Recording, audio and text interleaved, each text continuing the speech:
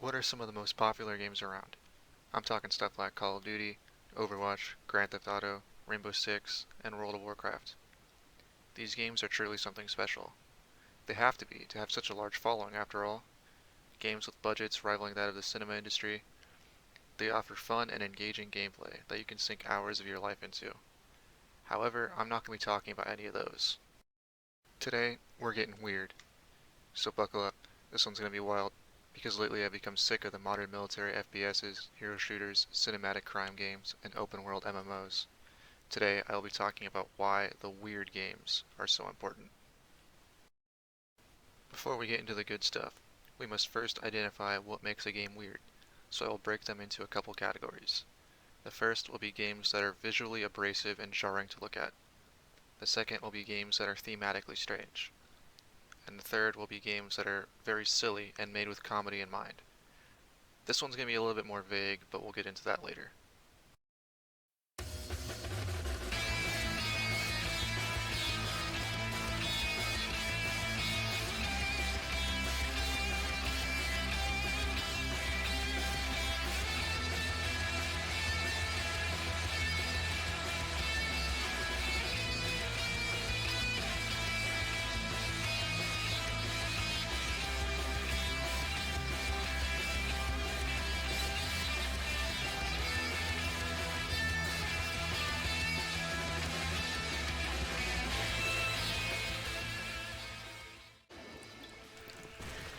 Fitting with the transition to the first category, this section is all about the extremely abrasive games.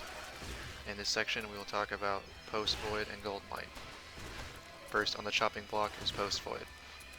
Looking like a bad salvia trip on the set of The Shining, this game starts off with a surreal intro about the Void, and your character's mission to reach the abstract land called the Void.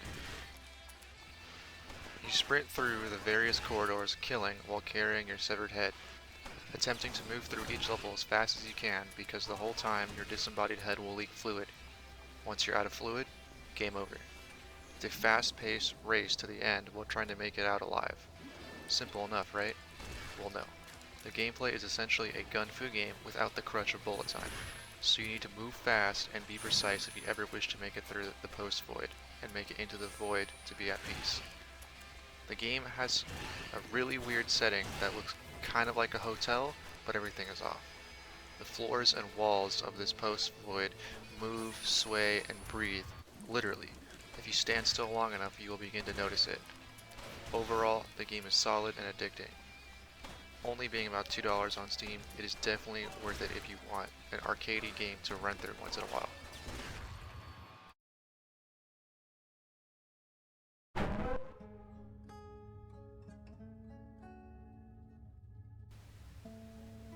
Next is Golden Light, a Unity game that doesn't feel like one.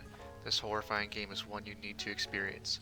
Again, following the theme of surrealism, this game focuses more on the horrifying aspects of the abstract with a heavy focus on meat for some reason.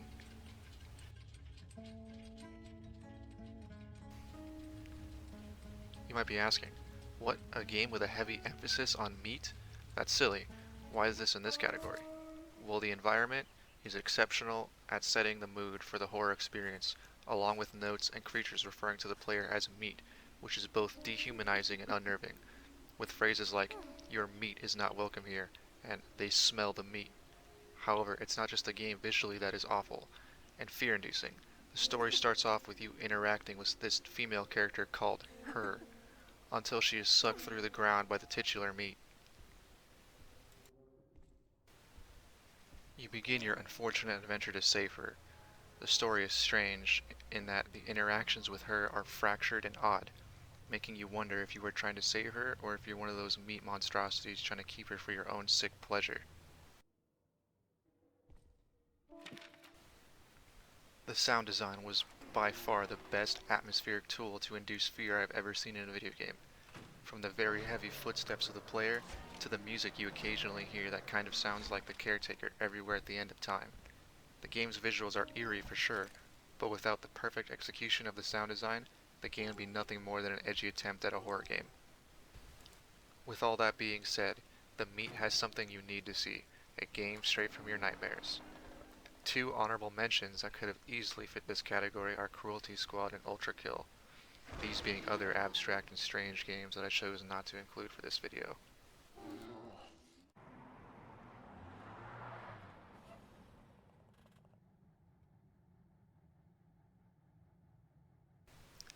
In this part of the video, I'm going to be talking about the thematically strange games. The games covered in this section will be Death's Door, Biomutant, and Void Bastards. So let's not waste any time, starting off with Death's Door, a stunningly beautiful game where you play as a Soul Reaper, a cute little crow responsible for taking the souls of the creatures living in this world as part of your 9 to 5. Everything is going well until one of your souls is taken from you by another Soul Reaper, so he can fulfill his contract to go home. However, it doesn't work for him, trapping the both of you there, so he tells you of 3 greater souls you can take in hopes that you and him will be able to return home. Simple setup for an interesting roguelike experience. Like I stated before, this game is beautiful and full of character, from the environments you go through to the characters you meet along the way. This is a 10 out of 10 game that I would recommend to anyone of all ages to play if they're looking for something different. Following the strange theme, the next title is Biomutant. Now don't let any review sway you one way or the other. This game is great, but it has some jank. It is not perfect, but the message I took away from it as well as the charm made it a very good game to me personally. In it you play as what I can only assume is a biomutant, a little animal creature in a post-apocalyptic Earth. The setup is amazing. Basically, human over-industrialization led to the extinction of humans in a disgusting and polluted world. Sound familiar? The story is cute and sad as you find out why you are known as the One-Eyed Kidling and what happened to your parents. With an adventure to save the Tree of Life, or not, you will have to dig deep in your memories to link back up with the creatures you once knew as a kidling. Story beats aside, one of the strongest parts of this game is how the exposition is told to you. The narrator gives both exposition and dialogue in a very clever way. He narrates the dialogue as well as your character's thoughts. Because you are human, it makes sense for you not to understand what the animals are saying. They speak this cute animal speak that the player can't comprehend, hence the need for a narrator. The game is one of my favorites because it tackles the theme of revenge not necessarily being the smartest option, as well as the effects we have on the environment, a topic that is rarely touched on in gaming, and what I assume is corporate fear of not selling well, with such a polarizing stance. Overall, the game is oozing with care, charm, and character, and that I would highly recommend playing it.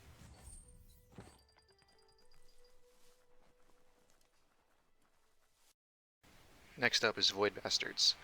Void Bastards is a survival FPS, where you play as a prisoner taking on dangerous space missions to shorten your prison sentence.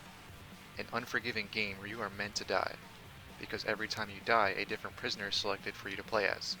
These prisoners can have beneficial and detrimental traits, making for interesting gameplay.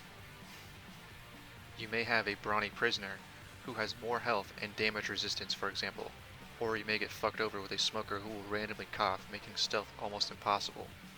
From being a little person to color blindness, you never know what you'll get in Void Bastards. The first thing you will notice about the game is the art style, reminiscent of Borderlands with a comic book aesthetic, and humorous enemy voice acting giving me vibes of being sweared at by a New Zealander. You got a game with style, from the development director of BioShock, and a humorous setting that makes me think System Shock. You know you are in for a treat, so revise your plan and grab some underpants because you got a job to do. This last part is dedicated to the more silly and comedic games. Here I will briefly talk about Cuckold Simulator and Genital Jousting. Yeah, some real highbrow shit. First up is Cuck Simulator, which is exactly as it sounds. You play as a cuck. Now this game is very rough around the edges and is, let's say, raw, but it's very funny, especially when you get into the later section and you can play games within the game. I won't go too deep into this game because I feel like a lot of the appeal is the humor and the jokes, so I won't ruin it here. Go play it, you'll have fun if you like memes and having a laugh.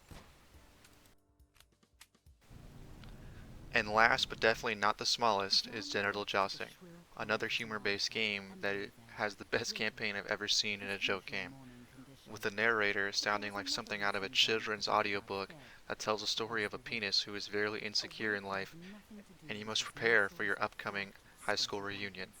The game is super funny and surprisingly polished for a game about cock. Won't spoil the story, go play it, 10 out of 10. And here we are, at the end of the video. So what was my point? The point is that weird games are important because they can offer something totally unexpected and unique if you give them the time. After all, for most people, gaming is a hobby, and it is very important for you not to become jaded with whatever your hobby is. So play some weird shit. Download a game from a genre you would never play. Every game is an experience, so try something new. Playing the same shit all the time is like missionary. It'll get the job done, I guess, but it'll get old real fast. And as always, thank you for watching.